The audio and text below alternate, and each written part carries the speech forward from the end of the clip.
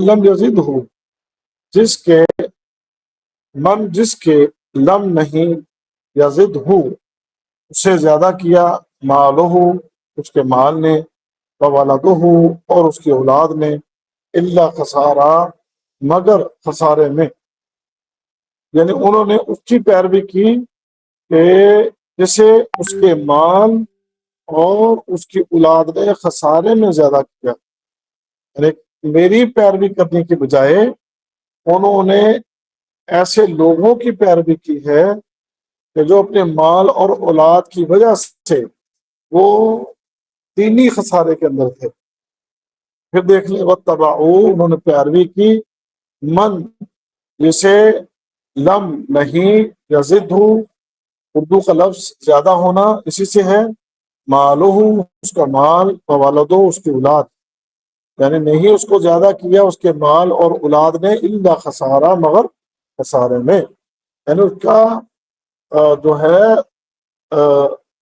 اضافہ جو ہوا ہے اس کے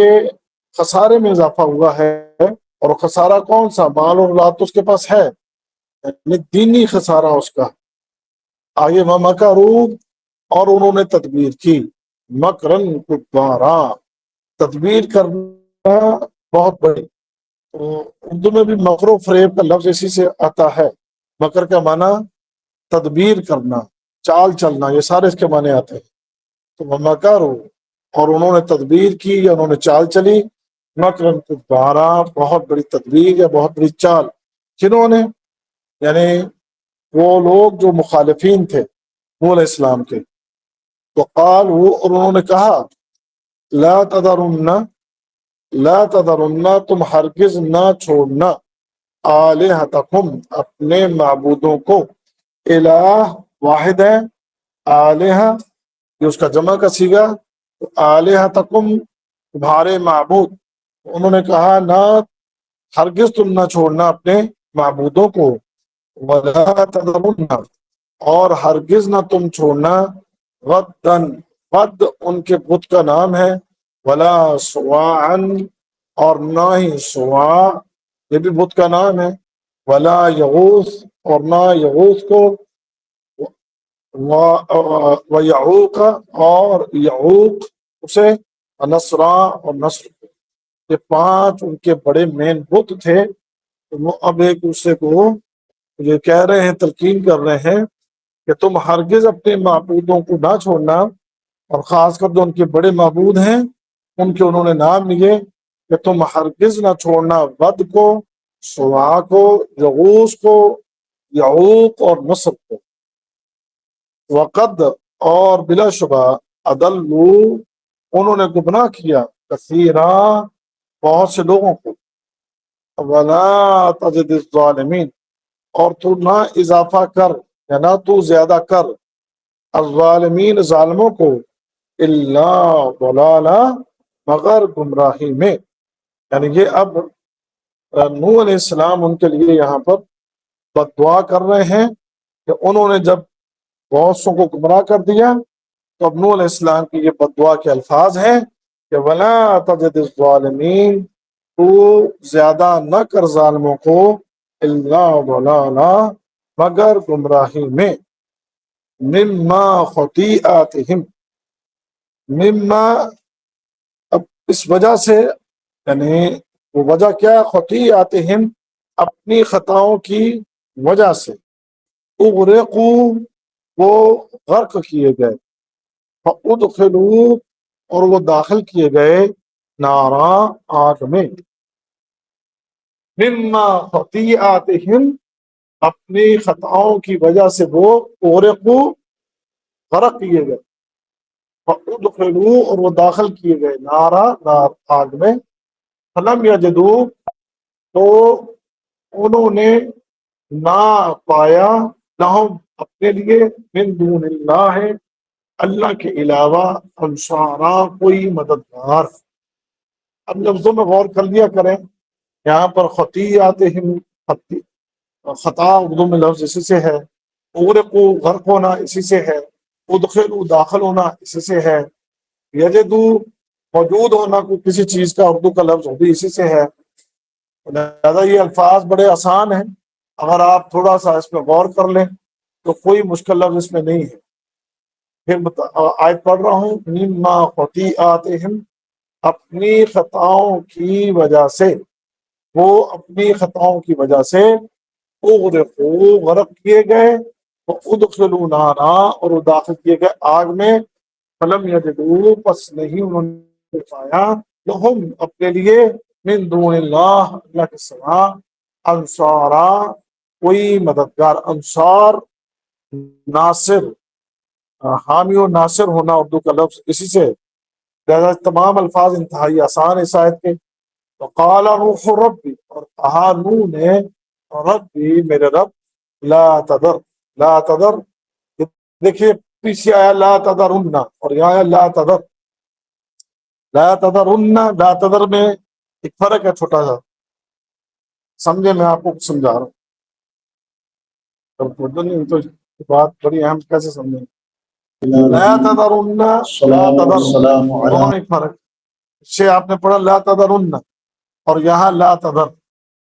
لا تذرن اس پہ ایک تاکید کا صیغہ ہے اور جمع کے لیے استعمال ہوا ہے۔ لا تذرو آئے گا اگر جمع ہوتا، اکیلا تاکید کا صیغہ نہ ہوتا، تاکید بھی ہے اور جمع کا صیغہ بھی ہے، لا تذرن، ہرگز تم نہ چھوڑو، یہ لا تذر، نہ تو چھوڑ کا معنی تم ہرگز نہ چھوڑو، اور یہاں پر اس کا معنی تم نہ چھوڑو۔ وہ کفار اپنے ساتھیوں کو کہہ رہے ہیں کیونکہ وہ زیادہ ہیں، کثرت سے ہیں، وہ جمع کے صیغے میں اور تاکید کے صیغے میں وہ آئے، اور یہاں نوح علیہ السلام اللہ سے کہہ رہے ہیں، اللہ سے یہ بات کہہ رہے ہیں لا تذر، کہ تو نہ چھوڑ، اس میں تاکید کا صیغہ نہیں ہے، واحد اللہ، واحد، واحد کے صیغے میں لا تذر، تو نہ چھوڑ، علی الارض، زمین پہ، من الکافرین، کافروں میں سے، دیارہ، کوئی بسنے والا، دیارہ، کوئی بسنے والا۔ یہ لفظ بھی تمام ایک لا تذر، تذر یہ یاد کرنا ہوگا، نہ چھوڑ، علی الارض آسان ہے، کافرین آسان ہے، دیارہ بسنے والا، یہ دار تو نے استعمال ہوتا ہے دار الفرقان یا دار الخدا، سمجھ گئے نا، دار النور، ٹھیک ہے۔ انکا، بے شک تو، انتظر ہو، بے شک تو نے، ان اگر، تذر ہم انہیں چھوڑ دیا، یعنی بے شک اگر تو نے ان کو چھوڑ دیا، یا بے شک اگر تو نے چھوڑ دے گا، یضلوا، وہ گمراہ کر دیں گے، دل یضل، دلالت اردو کا لفظ اسی سے، وہ گمراہ کر دیں گے، عبادک، تیرے بندوں کو، ولا یلدوا، اور نہ وہ جنم دیں گے، الا مگر، فاجرن، فاجروں کو، کفارا، اور کافروں کو، یعنی فاجر نافرمان۔ فاجر کس کو کہتے ہیں؟ فاسق و فاجر، ایک لفظ بہت آئے گا قرآن میں، ایک ہے گناہ گار، گناہ گار سارے ہیں، آثم، گناہ گار، لیکن ان میں اگر کوئی بندہ جس کو فاسق اور فاجر کہا جائے، یہ کیا، اس میں کیا فرق کیا ہے؟ جناب نافرمان اور ہاں، اڑ جائے گناہوں پہ، صحیح ہوگا، صحیح۔ دیکھیں، فاسق اور فاجر جانتے ہوئے بھی کہ یہ گناہ ہے اور اللہ نے اسے منع کیا ہے، اور اس کے باوجود انسان اس گناہ کو نہ چھوڑے، اس کو فاسق و فاجر کہتے ہیں۔ پتہ ہے کہ یہ گناہ ہے، اللہ نے منع کیا ہے، اللہ کے رسول نے منع کیا ہے، اور یہ گناہ کبیرہ گناہ ہے، اس کے باوجود اگر وہ بندہ اس گناہ کو کرتا رہے تو ایسے بندے کو فاسق و فاجر کہتے ہیں، سمجھ گئے؟ تو اس لیے یہاں پر اب کیا کریں، نوح علیہ السلام کہہ رہے ہیں کہ اے اللہ، انک ان تذرہم، اگر تو نے ان کو چھوڑ دیا، یضلوا عبادک، وہ تیرے بندوں کو گمراہ کریں گے، ولا یلدوا، اور وہ نہیں جنم دیں گے، الا مگر، فاجرن کفارا، نافرمانوں کو اور منکروں کو، یعنی کافروں کو۔ اب یہاں بھی آسانی ہے ساری یہ آیت بھی، انک، بے شک تو، ان تذرہم، اگر تو ان کو چھوڑ دے، دل یدل دلالت اردو کا لفظ، عبادہ کا عباد، عبد کی جمع، عبادہ کا تیرے بندے، ولا یلدو ولادت اردو کا لفظ اسی سے ہے، ولا یلدو نہیں وہ جنم دیں گے، الا مگر فاجر فاجر، کفار اور کفار بھی آپ کو آتے ہی اردو کے۔ ساری آیتیں آسان ہیں، پھر بھی تم یاد نہ کر کے آؤ تو یہ مطلب ہے تجھے نا اہل اور نالائق اور نکمے اور اللہ کے دین کی کوئی تڑپ رکھنے والے نہیں۔ رب اغفر لی، ربی میرے رب، اغفر لی مجھے بخش دے، اغفر بخش دے لی مجھے، والدی اور میرے والدین کو، اور میرے والدین کو، ولمن اور اسے جو داخل ہو جائے، گئی تھی میرے گھر، مؤمنہ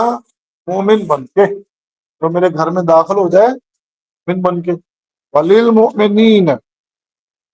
وللمؤمنین والمؤمنات اور مومن مردوں کو اور مومن عورتوں کو،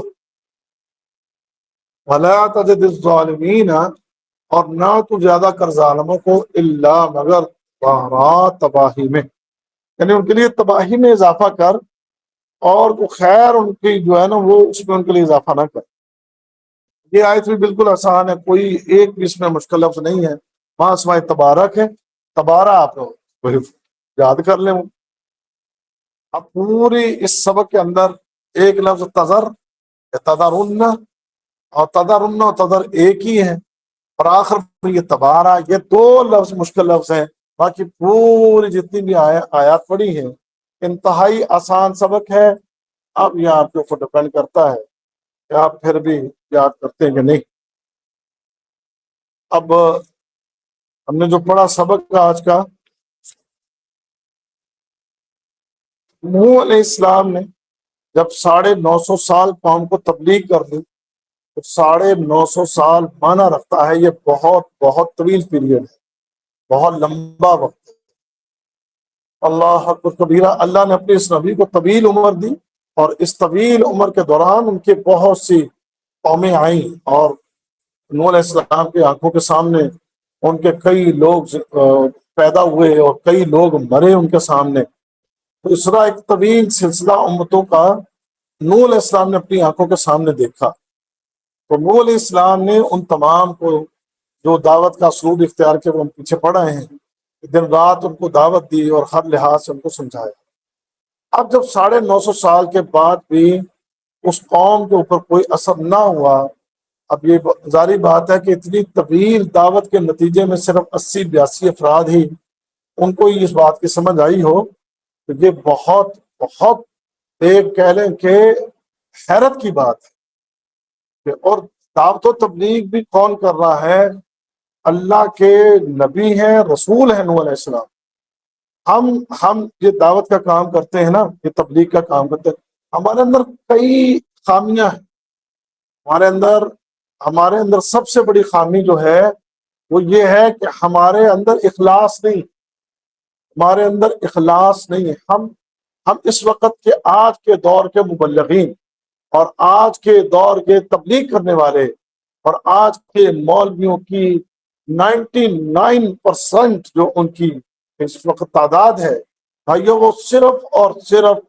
دکھاوا، نمود و نمائش، ریاکاری، اور صرف ایک اپنا سٹیٹس اور دنیا، اور اس کے علاوہ دنیا بھی اس کے پیچھے، کیونکہ اب زیادہ تر دنیا یہ سلسلہ اس کے پیچھے چل رہا ہے۔ تو اللہ کے نبی رسول وہ تو ایسے ہیں کہ جنہیں ایسا کوئی لالچ ہی نہیں، ان کا تو معاملہ ہی ڈائریکٹ اللہ کے ساتھ وہی اترتی ہے، اور انہیں کوئی پرواہ ہی نہیں اس بات کی، سمجھ گئے نا؟ انہیں تو اللہ سبحانہ و تعالیٰ ان کے اوپر وحی نازل کر کے ان کے لیے اطمینان کا، سکون کا، راحت کا اور سکون کا سارے معاملات اللہ اپنے نبیوں کے لیے کرتا ہے۔ تو لہٰذا ان کا تو معاملہ ڈائریکٹ اللہ سے جس کا جڑ جائے اس کے اندر پھر ریاکاری نہیں ہوتی، وہ تو پورا اخلاص کے ساتھ کام کرنے والے۔ تو اخلاص کے ساتھ جو دعوت ہوتی ہے نا، آپ یقین جانیں اس کی ایک الگ ہی تاثیر ہے، اس کی ایک الگ ہی اٹریکشن ہے، ایک الگ اس کے اندر جو وہ گفتگو جو اپیل کرتی ہے، جس کے اندر ایک اٹریکشن ہے، وہ اخلاص کی وجہ سے ہوتی ہے۔ اور اگر اخلاص نہ ہو تو بندہ جتنے مرضی ردیف قافیے اور شعر و شاعری اور بڑے جناب قادر الکلام جو مرضی بن کے تبلیغیں کرے،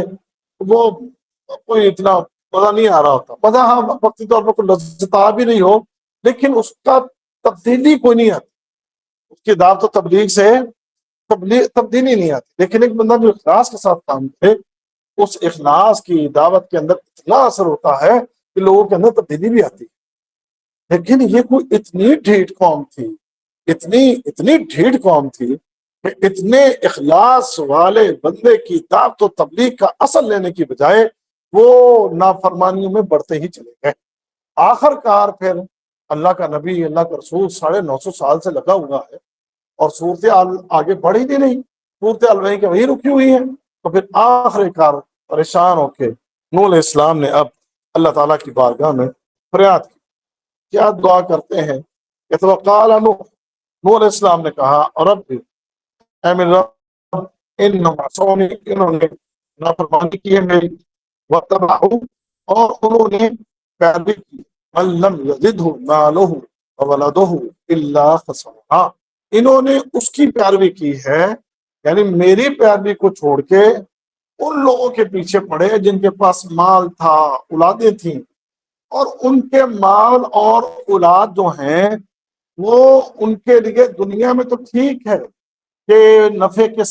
کا سبب ہے، راحت عیش و عشرت کا سبب ہے، لیکن جو حقیقی جو کامیابی ہے اور جو حقیقی انسان کے لیے خیر کا معاملہ ہے، اس لحاظ سے وہ لوگ بالکل خسارے میں، بالکل خسارے میں۔ اور میں نے شاید یہ بات پہلے بھی کئی دفعہ یہاں عرض کی، میں آج غموں سے اگر دور ہوں اور مصیبتوں میں مبتلا ہوں، ایک مثال دے رہا ہوں، اور سر سے لے کر پاؤں تک میں مسائل کے اندر گھرا ہوا ہوں، اور اچانک مجھے کوئی بہت بڑی خوشی مل جائے، یقین جانیے کہ اس اچانک ملنے والی خوشی کی وجہ سے میں اپنے یہ سارے غم ایک لمحے کے اندر ہی بھول جاؤں گا۔ یہ پریکٹیکلی کچھ زندگی میں انسان کو ایسے چیزیں پیش آتی ہیں، آپ کو پتہ نہیں ہے کہ نہیں، ہم نے تو کئی دفعہ بڑے اپس اینڈ ڈاؤنز دیکھے ہیں، بڑی دفعہ ڈگے ہیں، بڑی دفعہ ٹوٹے ہیں، بڑی دفعہ پکڑے ہیں، پھر اٹھے ہیں، تو پھر بڑی دفعہ اچانک سے بڑی خوشیاں بھی آئی ہیں۔ تو خیر وہ جب خوشیاں وہ بھی آتے تھے کہ یار ہم کبھی ٹینشن میں بھی تھے، تو اس میں محمد رسول اللہ صلی اللہ علیہ وسلم قیامت کے دن دونوں قسم کے لوگ آئیں گے، ایک وہ جس نے دنیا میں تکلیفیں، اذیتیں، آزمائشیں، پریشانیاں سب کو دیکھا ہے، وہ اہل جنت میں سے۔ اللہ تعالیٰ فرمائے گا اس کو ذرا جنت کا غوطہ لگاؤ، اس کو لے کے جاؤ، فرشتوں کو کہے گا جا ذرا جنت کی ایک راؤنڈ لگا کر آ، اس کو جنت میں لے کر جائیں گے۔ جنت کا راؤنڈ جب وہ لگا کر آئے گا، اللہ سے پوچھے گا کبھی غم دیکھا ہے تو نے؟ اللہ سوڑا میں تو زندگی کبھی غم دیکھا ہی نہیں، میں تو کبھی پریشانی کو دیکھی ہی نہیں، اللہم اجعلنا منہم، اللہ تعالیٰ انہاں تو سانو کر دے تو جائیے جان دے جناب جنت دے راستے کھل جانے انشاءاللہ۔ اب دوسری طرف وہ آیا جس نے دنیا میں لذتیں، عیش و عشرت، مال و متاع، کاروبار، تجارتیں، پیسہ اور سکون، یہ سب کچھ دیکھا ہوا تھا۔ اب اس کو اللہ تعالیٰ فرمائے گا کہ بھئی جاؤ ذرا ایک راؤنڈ لگا کر آؤ، فرشتوں سے کہے گا، اللہ حکم دے گا اس کا ذرا ایک چکر لگواؤ جہنم کے اندر سے، ایک ذرا اس کا راؤنڈ لگوا کر آؤ۔ تو اس کو لے کر جائیں گے جہنم کے اندر، جہنم میں سے جب اس کا راؤنڈ لگوایا جائے گا، باہر نکالا جائے گا، پوچھا جائے گا کبھی کوئی سکون، کوئی لذت، کوئی عیش و عشرت، کوئی مزے دنیا کی، کہے گا یا اللہ میں نے دنیا کی زندگی میں کبھی سکون دیکھا ہی نہیں۔ تو وہ سارے دنیا کے جتنے بھی خوشیوں والے معاملات ہوں گے ایک لمحے کے اندر سب بھول جائے گا، ایک لمحے کے اندر وہ بھول جائے گا یہ سب کچھ۔ تو یہ بتائیں پھر کتنا بڑا خسارہ ہے، کتنا بڑا خسارہ ہے۔ سب سے بڑا خسارہ ہی یہ ہے کہ اگر انسان مرنے کے بعد جہنمی ہے، جہنم میں جانے والا ہے، تو اس سے بڑھ کے خسارہ اور کوئی نہیں۔ دنیا میں چاہے وہ مالدار، عزتیں، شہرتیں اور سکون، جو کچھ دنیا میں اس کے پاس ہے، یہ بالکل محدود وقت کے لیے ہے، اور بڑی تیزی سے محدود وقت گزر رہا ہے آپ کا، اور اچانک سے موت آنے کے بعد جو اگلی زندگی ہے وہ خسارے ہی والی ہے۔ لہذا نوح علیہ السلام فرما رہے ہیں اے اللہ انہوں نے میری پیروی کرنے کی بجائے ان لوگوں کی پیروی کی ہے کہ جنہیں ان کے مال و متاع، کاروبار، تجارتیں، وہ سب ان کے پاس تھا، لیکن وہ چیزیں ان کے لیے جو ہے آخرت کے اعتبار سے خسارے والی ہیں، تو انہوں نے وہ خسارہ پانے والوں کا ساتھ دیا ہے۔ اور اس میں ایک اور بات بھی ہے، وہ یہ ہے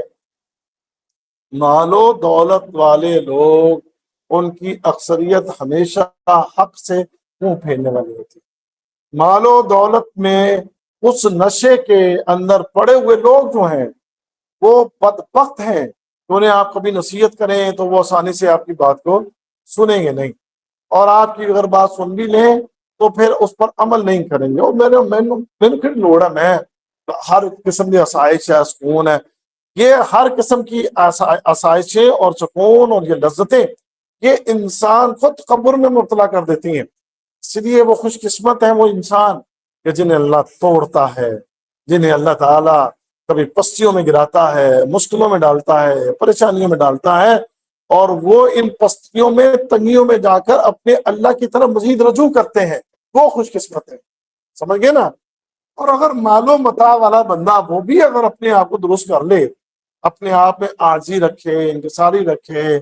اللہ کے حکم کے مطابق اپنی زندگی کو بسر کرنے کی کوشش کرے، اور اپنے آپ کے اندر ایک عاجزی اور انکساری کا معاملہ رکھے، تو وہ الحمدللہ اللہ کے فضل سے وہ بندہ بھی پھر خیر والا ہی ہے۔ لیکن اگر اس کے مال و دولت اس کو کسی اس مال و دولت کے نشے میں مبتلا کر کے تکبر میں مبتلا کر دے، تو پھر یہ بندہ آخرت کے اندر بڑا خسارہ پانے والا ہے۔ اللہ سبحانہ و تعالیٰ نے محمد رسول اللہ صلی اللہ علیہ وسلم کو جتنی بڑی فتوحات دے دی تھی، اور ہر طرف سے فتوحات آ رہی تھیں، مال غنیمت آ رہا تھا آپ کے پاس، اور اللہ کے نبی کے بعد جو ہی مال غنیمت آتا آپ سارا تقسیم کر دیتے اور خود خالی ہاتھ ہو جاتے، جو کچھ بھی آتا آپ سب اللہ کی راہ میں تقسیم کر دیتے، مہاجرین میں، انصار میں، مساکین میں، فقراء میں آپ تقسیم کرتے، کچھ بھی نہیں رکھتے تھے آپ اپنے پاس۔ تو بڑی عاجزی آپ نے اختیار کی ہوئی تھی، کیوں؟ کس لیے؟ کیونکہ آپ کی نظر اصل کدھر تھی؟ اپنی آخرت کی طرف تھی، اور اپنے آپ میں عاجزی پیدا کرنے کے لیے بڑا سادہ لباس پہنتے، بڑا سادہ کھانا کھاتے، حتیٰ کہ میں ایک بات کرنے لگا، میں بالفرض میرے پاس ایک گاڑی ہے، آپ مجھے کل کہیں یار سائیکل دے بیٹھ اتنے جا، تو میں ضرور میرے دل میں یار میں گڈی والا بندہ، میں سائیکل بھی میں تجھے کو ٹوٹا جا پڑھا دوں، تو آپ مجھے کہیں یار سائیکل لے جا ذرا، میں نہیں بیٹھا گا، کیوں نہیں بیٹھوں گا؟ گڈی دے بہن والا بندہ سائیکل پہ بیٹھے، میں سائیکل لے کے جاؤں۔ اللہ کے نبی صلی اللہ علیہ وسلم اپنے عاجزی کو پیدا کرنے کے لیے گدھے پر سواری کیا کرتے تھے، آپ گدھے کے اوپر سوار ہوتے، اور صرف مقصد کیا ہوتا کہ اپنے آپ کے اندر عاجزی پیدا کریں۔ تو یہ جو مالدار اور پیسے والے لوگ ہیں نا، یہ جب اپنے آپ میں عاجزی کو پیدا کرنے کی کوشش نہ کریں اور اپنے آپ کو صرف عیش و عشرت کی دنیا میں رکھیں، تو پھر ان لوگوں کے اندر جو ہے نا وہ تکبر پیدا ہو جاتا ہے، اور تکبر کی وجہ سے پھر یہ حق سے منہ پھیرتے ہیں، نہ صرف خود حق سے منہ پھیرتے ہیں، دوسروں کو بھی حق سے پھیرتے ہیں۔ تو خیر باتیں اور بھی ہیں، اب آگے چلتے ہیں۔ آگے دیکھیے، فرمایا کہ وَمَا کرو مَكْرًا كُبَّارًا، اب انہوں نے تدبیریں کی، اور تدبیریں بھی بہت بڑی کی، چالیں چلی انہوں نے بہت بڑی چالیں۔ چال کیا چلی؟ خود بھی گمراہ تھے، اور انہوں نے دوسرے لوگوں کو بھی، اب یہاں بھی یہ بھی ایک بڑا مسئلہ ہوتا ہے، آپ چودھریوں کے نیچے اگر لگے ہوئے ہیں، آپ چودھریوں کے جناب ان کے مزارے ہیں، اور ان کے پاس آپ ملازم ہیں، ان کے ساتھ غلام ہیں، تو چودھری اپنے نیچے کام کرنے والے، اپنے پاس کام کرنے والوں کو وہ کبھی بھی اپنے ہاتھ سے نہیں جانے دے، وہ ان کو غلام بنائے رکھے گا، ان سے مزدوریاں لے گا۔ آپ کو پتہ ہی ہے وڈیرا نظام جو خاص کر یہ آپ کے سندھ کے علاقوں میں، پنجاب کے بھی بعض علاقوں میں یہ وڈیرا سسٹم اور یہ سارا کچھ ہوتا ہے، اور دیہاتوں میں خاص کر جو نیچے طبقے کے لوگ ہوتے ہیں، اے جی پنڈ دا نائی ہے، اے پنڈ دے مراسی نے، اے پنڈ دے جناب مولوی نے، مولوی بھی اسی کیٹیگری میں آتا ہے، یہ بھی آپ کو میں بتا دوں۔ ہمارے دیہاتوں کے اندر، دیہاتوں میں جو مسجدوں میں مولوی ہے، وہ بھی وڈیروں کا وہ کمی ہے، وہ بھی وڈیروں کے سامنے بالکل بیچارہ، کبھی بیچارہ گالی کوئی نہیں کرتا، کبھی آپ اس کی مسجد تقریر، وہ بڑے پیاری پیاری میٹھی میٹھی تقریراں کر کے وڈیرا نو خوش کر کے بعد وڈیرا نو جناب انہوں کو چندہ لینا ہوتا ہے، دانے لینے ہوتے، یہ سر بیچارہ مولوی بڑا پسا ہوا ہے مولوی، اور وہ مولوی بیچارہ دین کا کام نہیں کر رہا، وہ دین اسی لیے تو جاؤ دیہاتوں میں نمازی کوئی نہیں، دیہاتوں کی مسجدیں بالکل نمازیوں سے خالی ہیں، آپ یقین جانیے کوئی نمازی نہیں ملتا۔ یہ اگلے دن ایک بھائی دوست ہے، وہ گیا کسی یہاں، کہنا یار اڈیگ دینے کو نماز پڑھن نہیں سی آنا، آپ ہی بھی کدی جماعت کرا لی دی سی، تو جناب اسی طرح کدی دو تین بندے آ گئے تو پڑھ نہیں دیا۔ یہ حالت ہے، تو خیر میں کہتا ہوں تفسیر میں چیزیں بہت ساری ہوتی ہیں، بس تو یہ جو بڑے ہوتے ہیں نا یہ اپنے ماتحتوں کو یہ سیدھی راہ پر چلنے نہیں دیتے. آپ یہاں پر بھی اب اگر یہ چندہ دینے کو بڑا بندہ شروع کر دو، انہوں کوئی بندہ وہ غلطی تو نہ روکے، سمجھ گیا نا، انہوں کوئی بندہ غلطی تو نہ روکے. میں اسی لیے ان کو کہتا ہوں اگر میں اچھے تو کسی کو نہیں پڑھتا، سمجھ لو میرے سامنے جیڑا آنا میں رگڑا نہ آنا، اور اللہ کے وجہ میں ڈری کوئی نہیں ہوتا. کیوں جی حادثہ ہے بھائی. اب اگر میں لے لوں آپ سے، آپ جو شکشا طرح، اور مجھے کسی سے تحفہ لیتے ہوئے بھی ہدیہ لیتے ہوئے مجھے ڈر آتا، میں کہنا یار دیکھو تحفہ یا ہدیہ لے لینا، انہیں کل جی غلطی کرنی ہے تو جن میں سمجھایا نا تو انہیں کہنا یار کل دن میں گفٹ دیتا ہے آج بھی نہیں جناب چلنا ہے. سمجھ گئے، مجھے یہ بھی ہوتا ہے، لیکن چونکہ اللہ کے نبی صلی اللہ علیہ وسلم ہدیہ لے لیتے تھے تو پھر میں بھی چلو تو والا اب ہے میں بات نہیں کرتا ایک دو بندے تو وہ میں کہتا ہوں کہ یار اللہ کے بندو میرے پاس جو آئے گا نا میں اللہ کے فضل سے ایک شیشے کا کردار ادا کرنے کی کوشش کروں گا. آپ کو جہاں بھی میں غلط دیکھوں گا میں نے آپ کو رگڑا لگانا ہے، میں نے آپ کی پوری صفائی کرنے کی کوشش کرنی ہے. آپ برا مانو مجھے چھوڑ دو، مجھ سے تعلق توڑ لو، مجھے کوئی اس بات کا ڈر نہیں ہے، لیکن میں کیا کروں، میں اپنے دل کے ہاتھوں مجبور ہوں کہ میں نے آپ کو رگڑا لگانا ہی لگانا ہے اور آپ کی برائیاں میں نے آپ کو بتانی ہی بتانی ہے. تو اگر میں آپ سے لینا شروع کر دوں نا یار چندہ تو دے یا فنڈ تو دے ہے میری مجبوری تو پوری کرتے دو پوری، میں آپ کو سمجھا نہیں سکتا حصہ. پھر میں تھوڑے مالو متا دی وجہ تو تھوڑے تھلے لگ گیا، تسی مینوں بھی نہیں سیدھے پاسے چلنا دینا، آپ بھی تسی سیدھے پاسے نہیں چلنا. تو یہ وڈیروں کا یہی سسٹم چلتا ہے، اس طرح لوگوں کو اپنے ہاتھ میں رکھا ہوتا ہے. اب انہوں نے چال چلی، خود بھی گمراہ، اب قوم کو کہنے لگے وقالوا لا الحمدللہ تذرن رب آلهتكم العالمین ولا تذرن والصلاة ودا ولا والسلام سواعا على ولا رسوله يغوث الكريم ويعوق ونسرا وعلى وقد آله اضلوا كثيرا. اب انہوں نے وصحبه کیا کیا، اجمعین ان وبعد. کے جو بت تھے وہ نبی ود کریم اور صلی اللہ سوا علیہ وسلم کی یغوث سیرت یعوق پر نصر ہماری کے ان کے گفتگو پنج جاری تن، تھی ان کے تو بڑے نیک لوگ. پچھلے اب یہ نیک لوگ ان کے یعنی جب انبیاء اس دور میں نہیں تھے، ان کے بعد جب یہ نیک لوگوں نے تبلیغ کرنا شروع کی اور لوگوں کو دین سے جوڑے رکھا، یہ بھی مر گئے. اب پچھلی قوم ان کو یاد کرنے لگی تو شیطان آ گیا، انہوں نے کہا مسئلہ کی ہے، ابھی بیٹھے محفل یاد کر رہے ہیں دیکھو سواد دیکھو یغوث یعوق نصیحت کرتا تھے، وہ ہے کوئی نہیں، وہ تو بڑے رونے بھی کچھ رونے بھی لگ جاتے، محبت بڑی تھی ان کو. ان کا یاد رکھو میں آپ کو ایک طریقہ بتاتا ہوں، تصویریں بناؤ، سمجھ گئے نا، وہ تصویریں ان کی بنانے کا اس نے ان کو کہہ دیا وہ تصویریں بنا لیں گے. دیکھو ہوں یاد کرو انہوں دیکھو انہوں یاد کر کے آپ عمل کی جو ایک حرص آپ کے اندر ہے ان کو دیکھ کے اپنے اس عمل کی حرص کو زندہ رکھو. پھر ترقی کی، پھر مورتیاں بن گئیں، پھر مورتیاں بنتے بنتے یہ مر گئے جو ان کو یاد کرتے تھے، بعد والے آئے انہوں نے سمجھا یہی ہمارے خدا ہے،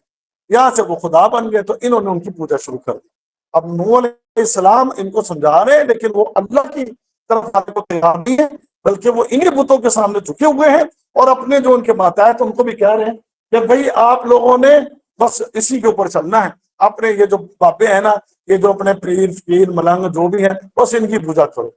یہاں میں آپ کو ایک اور بات بتا دوں، سمجھیے اس بات کو،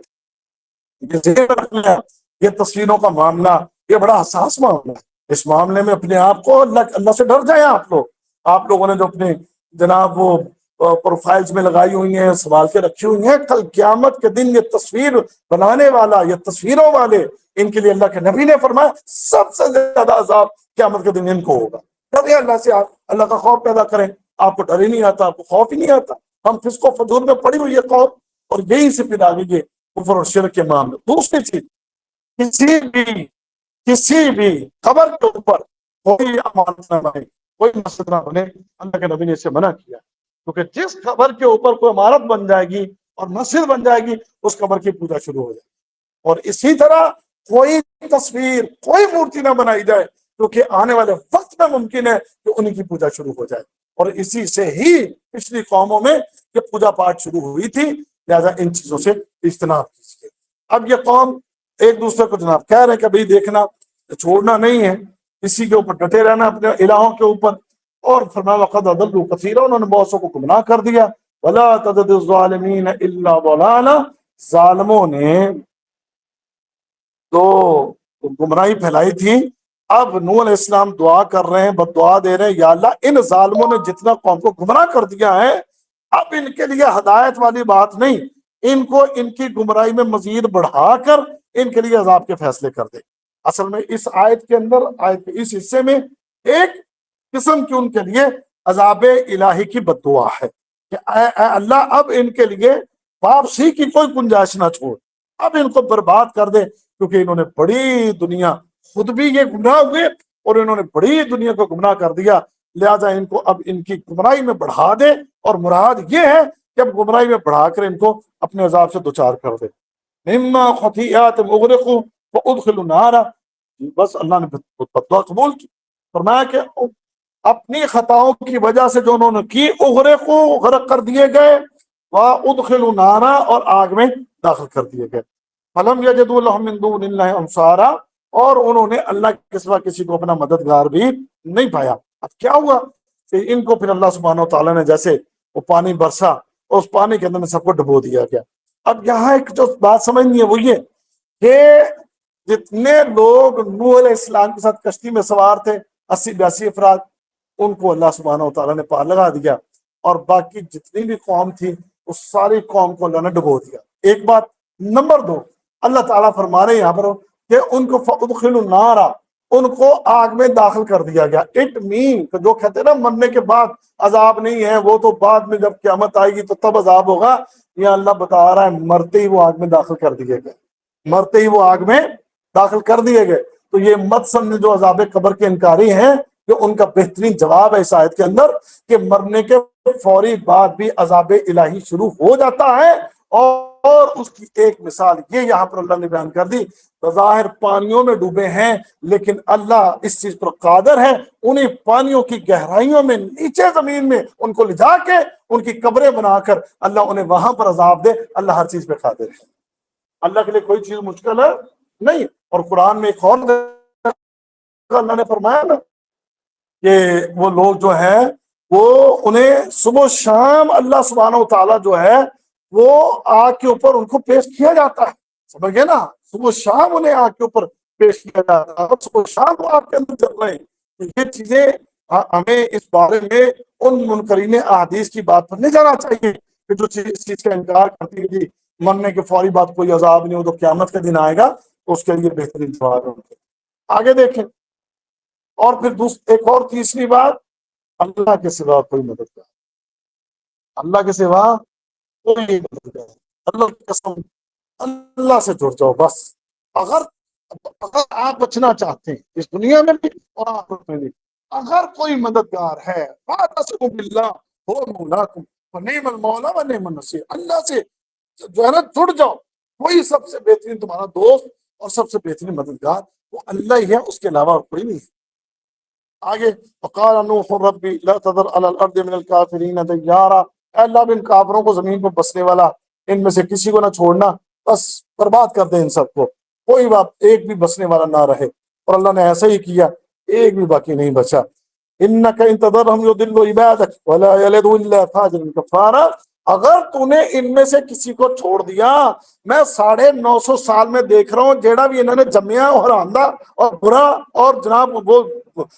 مشرک اور چوک گندگی غلاظت وہ سب ان کے اندر، یا اللہ انہوں نے چھڈی نہ، انہوں نے گاں بھی جڑے جمنے نے نا وہ ادھر نہیں ہونے نے۔ تو لہٰذا نوح علیہ السلام نے اپنے 950 سال کی جو ان کی وہ ان کا مشاہدہ تھا، اس مشاہدے کی روشنی میں نوح علیہ السلام نے پھر یہی بدعا دی کہ اللہ انہوں چھڈی کسی نو نہ، جے کوئی ایک بھی پیچھے رہ گیا کہ انہوں نے جڑے جمنے نے وہ پھر ادھر نہیں ہونے نے جیسے پہلے تھے۔ تو میں آرام نہ کہتا مناسب ہے، وہ قرآن میں بھی اللہ تعالیٰ نے ایک جگہ ہے، سمجھ گئے نا، سورہ قلم کے اندر اللہ تعالیٰ نے ہاں رب اغفر لي ولوالدي ولمن دخل بيتي مؤمنا وللمؤمنين والمؤمنات ولا تزد الظالمين الا تبارا۔ اب یہاں پر دعا ہے کہ اللہ میں بخش دے، میرے والدین نو بخش دے، جڑا مومن ہو کے میرے گھر آ جائے، مراد یہ تھی کہ جو میری کشتی میں بیٹھ جائے، ہمیں بخش دے، اور اس کے علاوہ بھی جو مومن مومنات پہلے فوت ہو چکے یا بعد میں بھی آنے والے مومن مومنات ان سب کو بخش دے، ولا تزد الظالمین الا تبارا، اور جو یہ ظالم ہیں ان سب کو تو تباہ اور برباد کر دے۔ یہاں پر دعا کا ایک اسلوب آپ کو بتاؤں، دعا کا اسلوب یہاں بڑا پیارا ایک آپ کے لیے ایک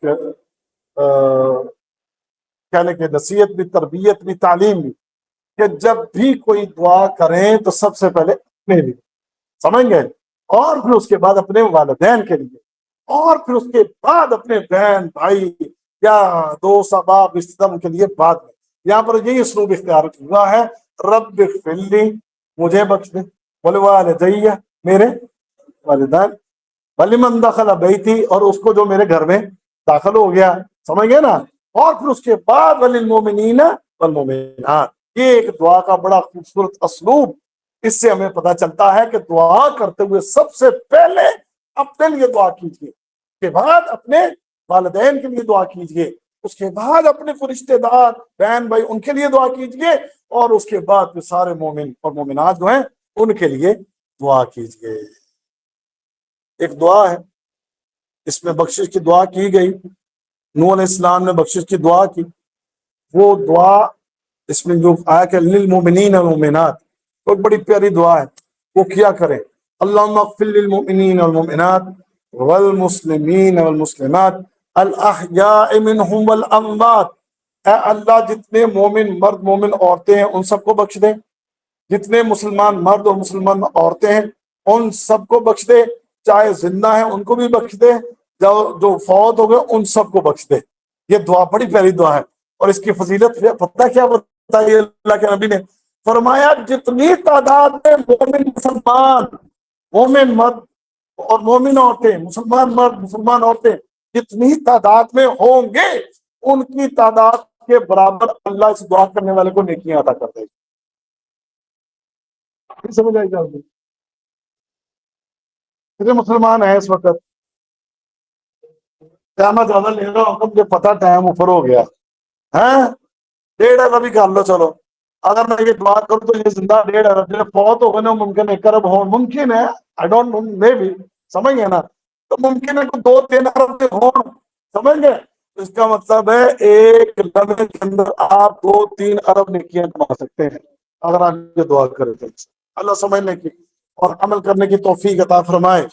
وآخر دعوانا ان الحمد للہ رب العالمین۔